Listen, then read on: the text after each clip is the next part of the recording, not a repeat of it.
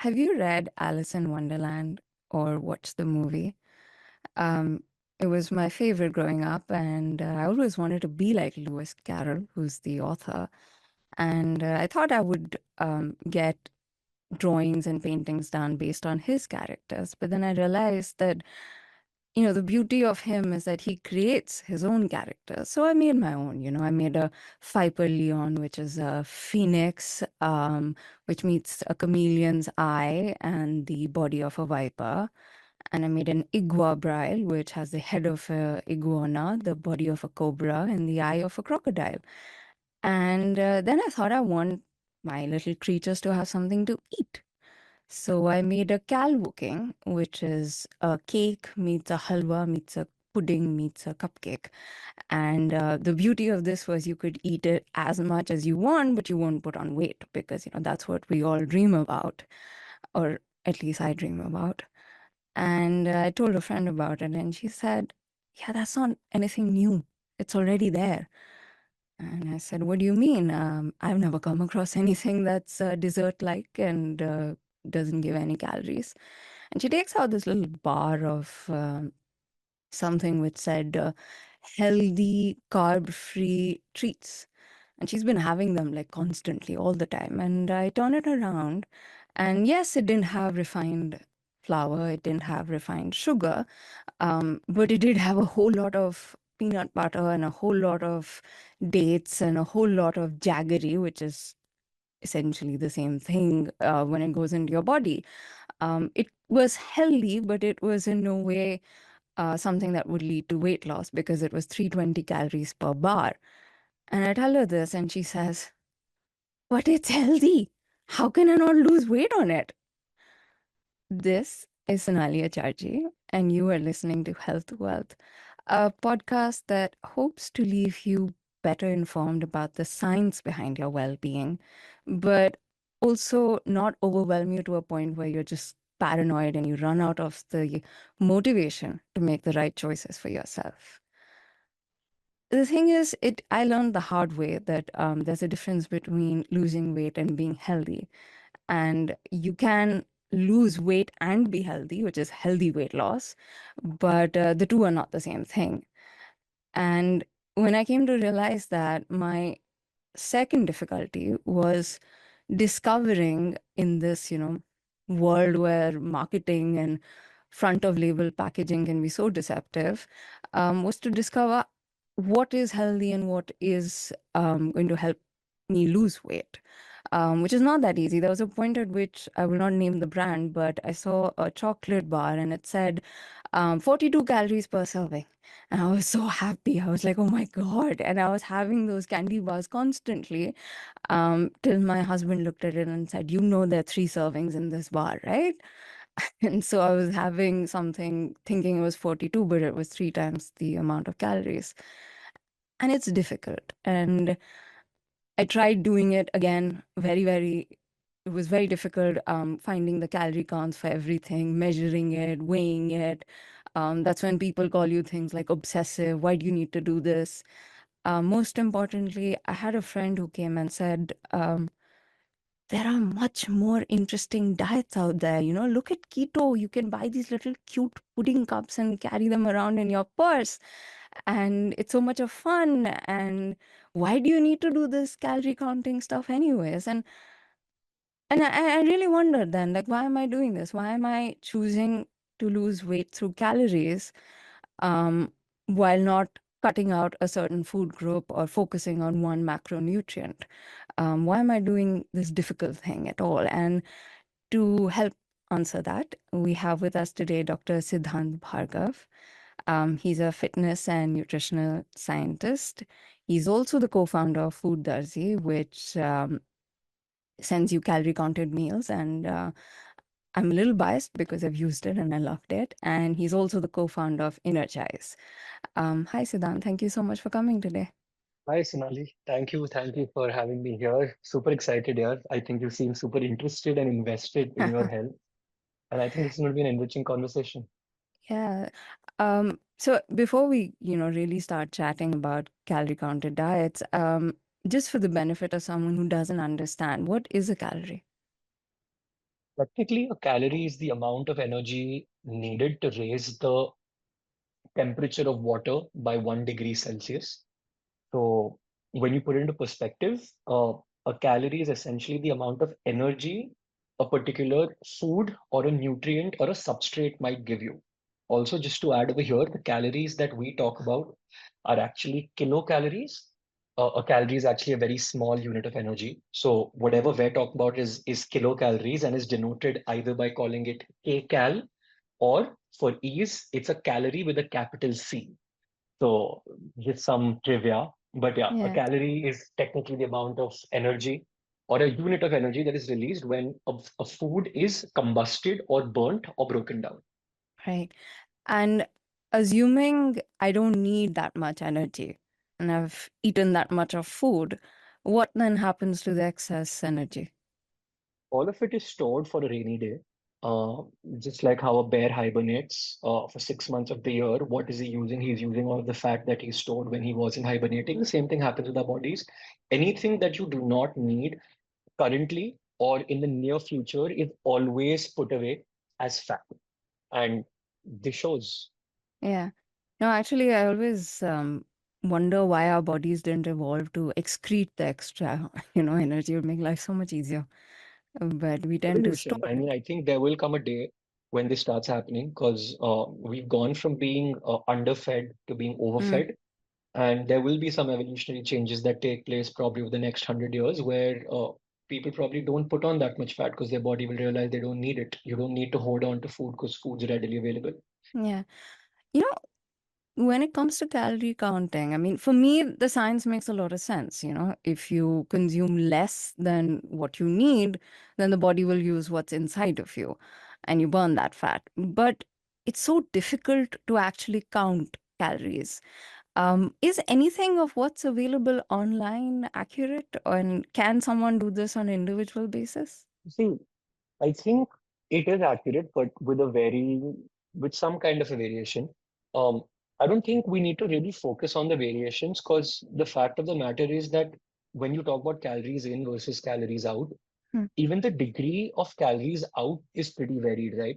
Like today, say you ran 10 kilometers and you burned 500 calories doing so. Tomorrow, the same 10 kilometers, you might end up burning 535 calories. Now, automatically, you've got a what, 7% difference in what you were calculating. So I think the nuances of calorie counting don't need to be adhered to as long as you're getting the basics right. And Right. when it comes to getting the basic right, it starts and ends with measuring food. Like you could take any random calorific value, like some would say 100 grams of chicken has 25 grams of protein, someone would say 23 and some would say 27. It really doesn't Hmm. matter as long as you're counting the 23, the 25 or the 27. Also, to add, calorie counting is the only way to lose weight. And when I say that, I think I might correct myself here. A calorie deficit is the only way to lose weight. Now, whether you achieve it by actually physically counting the calories or just making a mental note of it, as long as you're in a deficit, you will lose weight. And there is no other way. People keep talking about how if you eat healthy, you lose weight. Okay, great. But the reason you lost the weight was not because you ate healthy. The reason you lost the weight was because you technically entered a calorie deficit. So Yeah. everything is going to boil down to a calorie deficit, whether or not people accept it. They keep making their own theories. And especially, the older, more pronounced gurus have like Mm. their own theories of how things work. But Yeah. scientifically, everything is a calorie deficit or a calorie surplus. It's just about how you get there. So I could potentially eat 3 packet of Lay's and 5 ice creams a day, and I will lose weight. Mm. But the problem is I'll probably stop losing weight a couple of months in because with the 3 packets of Lay's and 5 ice creams, I'm not meeting my protein. If I'm not meeting my protein, I'm losing muscle. If I'm not losing muscle, my metabolic rate goes down. And a couple of months later, the calorie deficit I had earlier created is now just maintenance for me and I stop losing weight. So weight loss can be created in any manner possible. The Mhm. kind of foods that you use affect the long-term effects of how you're going to continue your weight loss. But in the short term, any kind of food in a calorie deficit will cause weight loss. Any. Yeah. No, I mean, it's interesting you talked about the elder nutritional gurus because so many of them advise have sugar, have sweets, have ghee, have rice. And Everyone's piling up saying, "Oh, but this person said I could." Yeah. Um, and that's not how you lose the weight, right? That person also said portion control, which Like we don't have. the fact of the matter is that I think nobody knows enough. That's a big problem because especially nutrition science is evolving so rapidly that if you're not keeping yourself up to date with what's been happening, with what new peer-reviewed research comes out, who's done that research, you don't really know where to put your faith in. And then I think that leads to a problem. Another problem is that because you've said something so many times over the past so many years, it's very difficult to turn back on what you've said. Like, for example, I was pretty successful in turning around the keto wave, right? Like, I was so Mm, pro keto. I'm not anti keto now, but I understand that it might not be the best thing for you. But I'm okay to take back my words because mm, I just felt that I never knew enough in order to make a claim. So, what's the big mm, deal if I take my claim, like so called claim back? So, this lack of ego, I think, helps people make better choices. And when you go really up there and people are really listening to you and what you say is the truth, you start making versions of the truth that sort of are convenient to your brand. And that's dangerous and is why younger people, like say I turned mm, 30 this year, I've been in this business since I was 22. So I'm pretty old here as well, but the newer kids that are coming up have more information than I do. They might not have the conviction that I do, but they definitely have more information than I do. And as long as I can learn from them, we're on the right path. But yes, mm, nobody yeah. really knows much about nutrition. Like, you know, the basics, but if I went and asked anyone, calculate your Mm. metabolic rate for me, they'll give you jargon. They'll tell you use the Harris Benedict formula, Yeah, I use was the going to Catch just McCardle ask you that. equation. Yeah, yeah. It's all So, theoretical. so tell me, how do you calculate the basal You can't. You metabolic rate? can't. There's something called a Yeah. metabolic card, which Okay. is like a blood test, but it's not a blood test. They make you run, they make you do activities, they're measuring out the amount of oxygen you inhale, the amount of carbon dioxide you exhale, and they figure out how much heat or how much energy your body is really producing. Basis that, they figure out what your metabolic rate is at rest or at activity. That's the only accurate way to figure it out. Anything apart from that is always going to be an arbitration or a calculated guess. One semi-easy way to do it is that if you ate consistently the same exact thing for an entire week and you didn't lose weight or you didn't gain weight and every single parameter of your life was the same, that's your metabolic rate. So to put that Okay. into perspective, say I ate 40 eggs every day. Okay. Now each egg is giving me 70 calories approximately. Again, it could be 65, it could be 75. But say I ate uh, the perfect egg, 40 a day. So I'm eating 2,800 calories. I ate that for a week. Every day I checked my weight. Some fluctuations were going to happen because of the Mhm. amount of constipation I had or the amount of water retention I had. But mota moti at the end of the week, if my weight is the same, then 2,800 calories is the amount of calories that my body is using up to carry out my daily functions plus plus. Plus Mhm. plus could be how fidgety you are. Plus plus could be whether you actually go to the gym or whether you do that 1 hour of cardio. So this is your Mhm. metabolic rate. Ab yahan se if you want to lose weight, you cut the number of eggs. So you go from Right. 40 to 35. Automatically, you've created an about 350, Mhm. 400 calories worth of deficit. You start losing weight. If from Yeah. 40 I go to 50, I start gaining weight. This is the simplest way to estimate what your metabolic rate is. Do not listen to any formula. Yeah. No, one of the things with restricting calories, and I actually experienced this when I started with Food Darzi myself. I remember the box would come, and everyone around me would be like, "That's all you're eating? You're Yeah, going to die. You're going to fall really sick. That's it? Like, that's so little. How can you have that much of roti and be full?" But the funny thing was, I was full. I yeah, never felt hungry. And it really like sort of shocked me in the idea of portions in our society that um, absolutely. we have no sense of how much to eat at all. Because I think the Indian family always worked around the mother deciding that this is the amount of rice I'm going to cook. And then whatever got cooked got distributed, and whatever got left was again put back into one of the child or the husband's or the mother's body. And what we were always told is, you don't waste food because if you got that much rice left, you rather eat it. But by eating it, you are technically still wasting food because you're not going to utilize it. You're going to store it as fat. And what's worse, wasting that food or becoming slightly fatter and then Mm-hmm. spending more than what you wasted 10 years down the line in trying to treat whatever metabolic condition you've created. So I think Yeah. this definition of wasting food needs to go away. You can give it to someone who needs it more than you. Mm-hmm. You don't need it. Another tip is Yeah. eat till you're 80% full, right? Like get your body to understand when you're completely full. Take help of water, take help of fiber. All of these things really help you cut down the volume of food that you're going to eat. Mm-hmm. Be mindful. I think everyone comes back to this that you need to be mindful if you're trying to get somewhere, and you can't complain, right? Like when you wanted to score 100 in your exams, you had to put in the work before that. So if you want to get to a certain weight, what's the point of complaining that I'm starving? Of course you're starving. You are, right? Like in Yeah. your experience, you weren't, but for a lot of people, like when I diet, I do Mm-hmm. feel hungry. But I have to remind myself that I can modify my diet in a way where I can eat more voluminous food so that I feel hungry less. But the feeling of hunger is very normal. Like every time I overate and I had that feeling of being extremely full, I didn't cry about it. You actually felt very pleasant, like, wow, what a meal. I'm just going to pass out now. But when you're Yeah. hungry, which is the exact opposite, why does it make you feel so uncomfortable? Yeah. No, no, Mindset. it is that and also water. I'm glad you said that because I remember my nutritionist said that to me. Are you drinking enough water?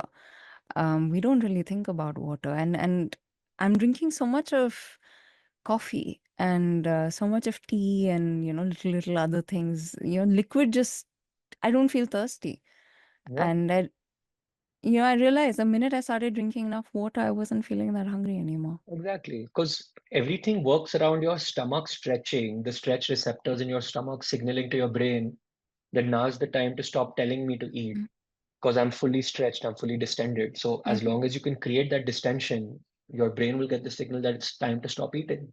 Yeah.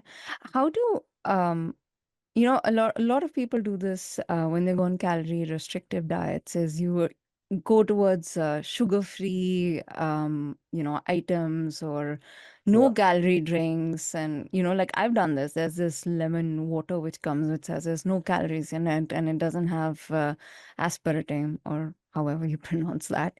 But I did have a lot of it and I realized the minute I was having that I wasn't losing weight, I see. even though it said no calories.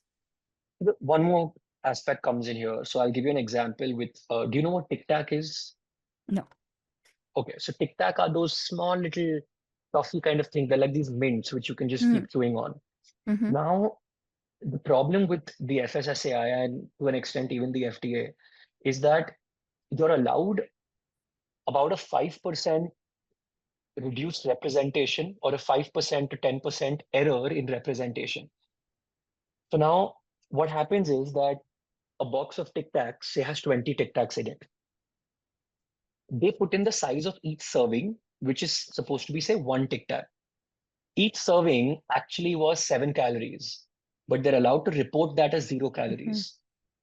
That is, each Tic Tac was 7 and 20 becomes 140. You're still thinking that you had the whole box of Tic Tacs with 0 calories, but you've actually spent 140 calories eating those. Yeah. So this is one thing where the FSSI isn't stringent enough. It gives you a degree of variability and people can play within those. Part two of the equation, which is more specific to Mm, you, is that you stopped losing weight. One of it could be this, because you sort of weren't keeping a check on how much you were drinking. Two is that even though it contains artificial sugar, sometimes it could replicate or tell your body that it's getting hungry when you start consuming these. So now, across the world, most people will tell you that if you're a person who drinks a lot of soda or cola, you should switch to the diet soda or cola. But a person who does not drink these should not get started on them either. Because if you were right. drinking, Yeah. say, 3 cans of Coke every day, you're way much, much, much better off by drinking 3 cans of Diet Coke or Coke Zero. But if you Mm, weren't drinking a single can of Coke, I don't think you should be getting onto 3 cans of Diet Coke to start with just because it yeah. has 0 calories. Now, I think one of the things I went through when I started doing calorie deficit is I'm I'm hyper aware of the macronutrients going in. Like very Yeah. like you get very hyper alert with everything. And that leads to a burnout also very quickly. Yeah. How do you sort of balance that? Because I remember I went after a point, it was just too much, and I kept adding to it. So it was like if I'm already having oatmeal, for example, and I'm making pancakes out of it with bananas, no sugar. Um, and then I'm like, no, let me add ragi. I need iron, or I Hmm. need this, Hmm. or oh, I need more protein. Then let me add some more eggs, and you just keep building upon it, and it reaches a point where then you just burn out, and you're like, no, I can't do Absolutely. this. I think for me, and this is what I advise all my patients, is that try and get a hold of yourself in terms of eating the same food every day. I think that greatly affects how your diet is going to be, whether it's going to turn out to be successful or no. I'll give you an example. My meals every single day are absolutely the same. I have 4 eggs for breakfast with a box of blueberries, 2 slices of bread, 1 slice of cheese. No matter what happens, this won't change. Now, whether I change my bread to multigrain whole wheat, ज़्यादा फर्क नहीं पड़ा. Whether I change the kind of cheese, whether I change the kind of egg preparation, but it's going to be this. My lunch is always going to be 50 grams of rice, 200 grams of chicken, 200 grams of veggies, 50 grams of dal. इसके अंदर whatever I want to change will be maybe the recipe changes a little bit here and there, maybe the kind of preparation, but these macros or these quantities will never change. So I've already predefined for myself that this is what I need to eat. अब इसके ऊपर मैं कुछ नहीं खाऊंगा. As I was telling you, once you're done with these meals and then you feel hungry, that's the time you need to be mindful. So that's when I'll probably go for the healthiest alternative I have in front of me. But I Mhm, don't guilt myself out. I don't get really anal about what I'm trying to do because it doesn't actually matter in the long run. Uh, don't think about it as a daily goal. Think about it as a weekly goal. Don't think about it as a weekly goal. Think about it as a monthly goal. At the end of the month, you need to see results. At the end of the week, mhm, you need to see results. At the end of 6 months, you need to see results. So as long as you're consistently putting in the work, you will get there. Like nobody I know has not gotten there as long as they're putting in consistent results. mm. Plateaus are going to come and you have Yeah, to counter those. But as long as you're being mindful about this is what I need to do and this mhm, is what I'm doing, you're good. You yeah. will lose weight. And tell me a bit about what celebrities eat, because that I've seen a lot of people do that. Exactly You know, this. not The only realizing that everybody is different. So how do you come up with a diet that's sort of customized for your way of life? so I think the customization just comes about what their goal is, how fast they want to reach the goal, what their current height, weight, body level of activity is. But every human body is made the same. ऐसा कुछ नहीं होता है कि किसी को carb suit कर रहे हैं, किसी को protein Mhm, suit.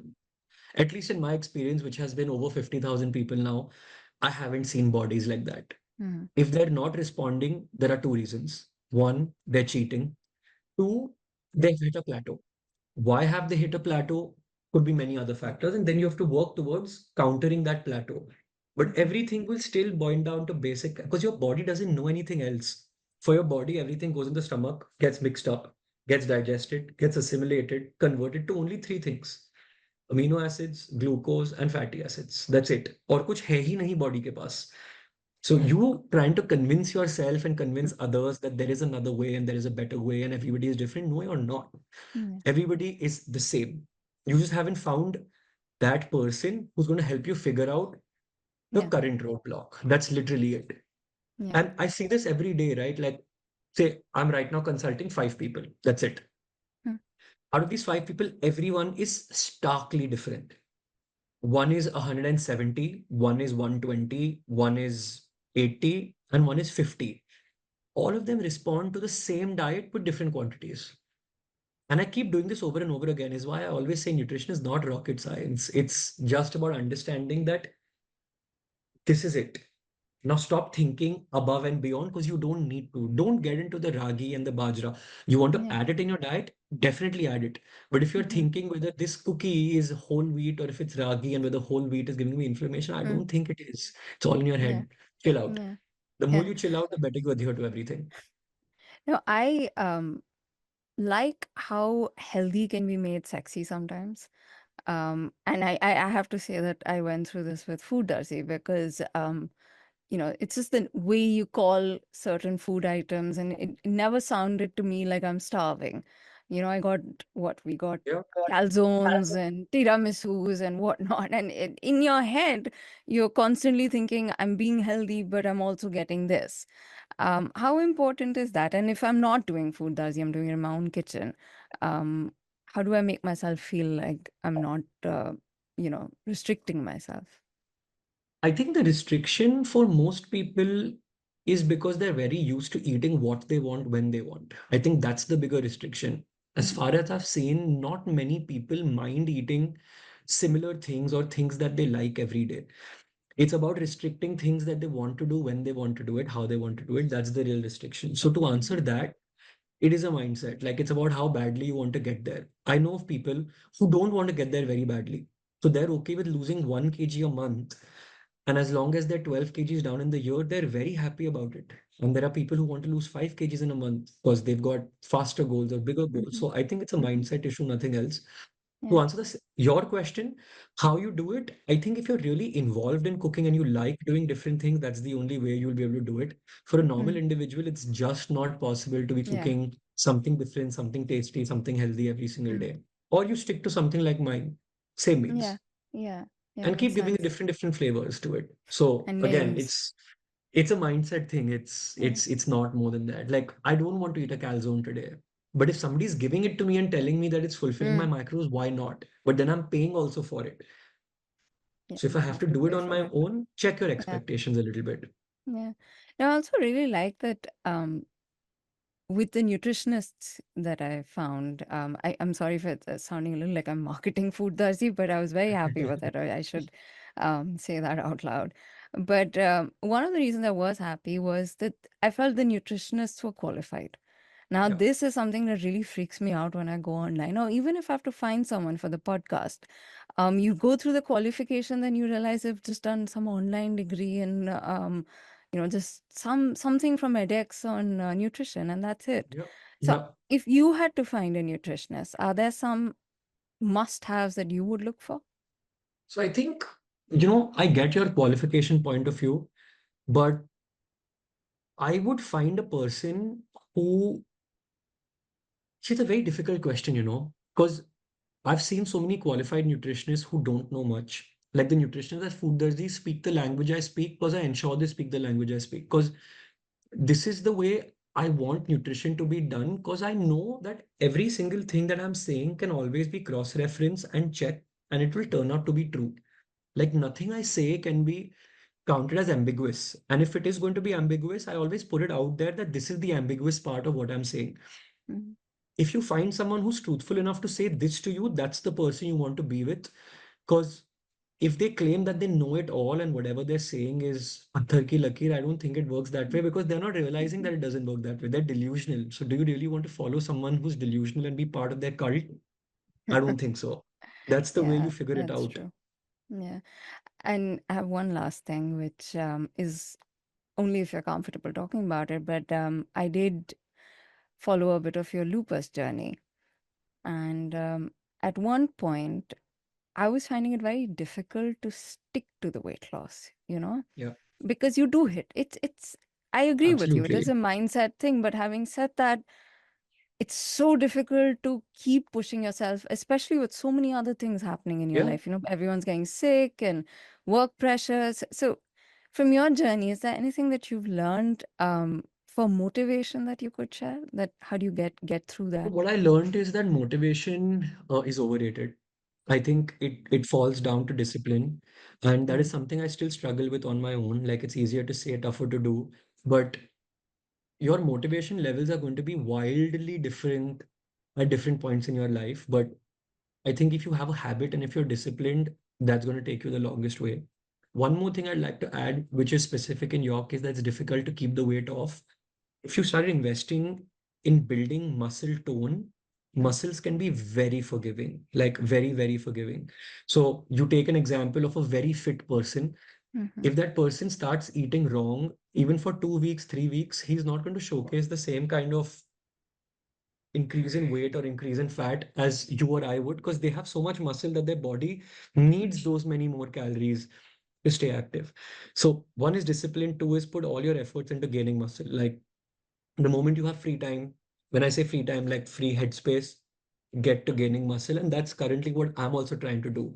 Because Yeah. it's not about the way you look when you've got muscle, it's about how forgiving your body is going to become to you the moment you Mm. have muscle. Yeah. No, actually, I had a friend, she just came back from Kedarnath and she was saying, Sonali, there were all these young people. All of them are taking the horses. Nobody wants to walk. Nobody wants to use their muscles. Yeah, It is something we don't really think about our muscle health. It's either weight loss or health. exactly. And that is, see, the thing is that your body's metabolic rate is governed by hormones, which you have no control over. The only other thing that governs your body's metabolic rate is the amount of muscle mass you have on you, because that's a metabolically active tissue. Like Mm. fat is not metabolically active, muscle is. So the only thing you can do to improve your own metabolic rate is put on muscle. Yeah, that's a very nice, hopeful way to end That's the the only thing episode. possible, Yeah, because you can't yeah. go out running 20 kilometers every day. You all these metabolic boosters and Mm, none of it work. It's either hormones or it's muscle. yeah. So take your pick. I've been trying to lose weight for as long as I can remember. I've been 96 kilos and currently I am 58 kilos. Exactly. Um, and while Exactly. I agree that, all our Superb. bodies are the same and, the science of losing weight never changes, the science of tricking yourself to lose weight is different. And for me, I realize I'm a very visual person. So if anyone listening is visual, you could try this. Um, for me, it wasn't the junk food that was addictive as much as the imagery associated with it. So I made sure that once a month, regardless of the day, I don't set a date or a day, but one day when I'm really, really tired of being healthy and counting calories, I let go. And completely guilt freely, I will sit and I'll have syrup dripping down my chin and I'll rub the bottom of my chips packet, get all the little churran out there, which, so I don't feel denied. And that's where I draw a lot of motivation to keep continuing for the rest of the month till the next time this happens. How do you draw the line between losing weight in a healthy, sustainable way and going crazy and then burning out very quickly? I'd really love to know about your health thoughts and journey. You can write to us at pods@indiatoday.com or you can message us on 8588896696. We are also available on any social media channel of your choice. And if you enjoyed this episode and if it's motivated you and given you new information for your health, then please leave us a rating. We're there on Apple Music, Spotify, YouTube, and the India Today website. Great. Thank you, Siddharth. It was so great having you. Thank you so much. This was lovely.